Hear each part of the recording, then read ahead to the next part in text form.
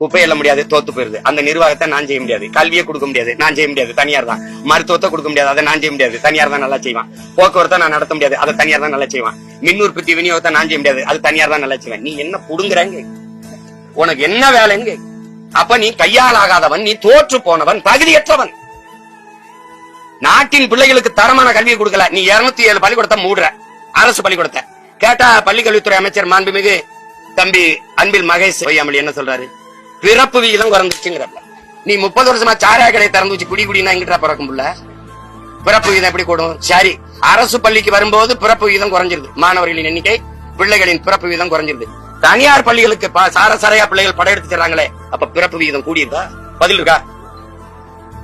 அரசு பள்ளிக்கு வர பிறப்பு விகிதம் குறையுது, தனியார் பள்ளிக்கு போக பிறப்பு விகிதம் எப்படி கூடுது? எப்படி கூடுது? இதுக்கு பள்ளி கல்விக்கு ஒரு துறை, உயர்கல்விக்கு ஒரு துறை, கால்நடைக்கு ஒரு துறை, பால் வளத்துக்கு ஒரு துறை, எதை பற்றி இங்க கவலைப்படாம கமிஷன் வாங்குறதுக்கு ஒரு துறை. அதனால மொத்த துறையும் கமிஷன் துறைன்னு வச்சிருது நல்லது. எந்த கேள்விக்கு உன்ட்ட பதில் இருந்திருக்கு? நான் கேட்கறதுக்கு ஏதாவது பதில் இருக்குதா சொல்லுங்க. ஏன்னா படிக்க வரல பிள்ளைகள் பள்ளிக்கூடத்தை முடிய, குடிக்க வரல ஏதாவது ஒரு டாஸ்மார்க்க முடியிருக்கா? நீ நாட்டை எதை நோக்கி நகர்த்திட்டு போற? நீ கேட்டா நல்லாச்சுங்கிற.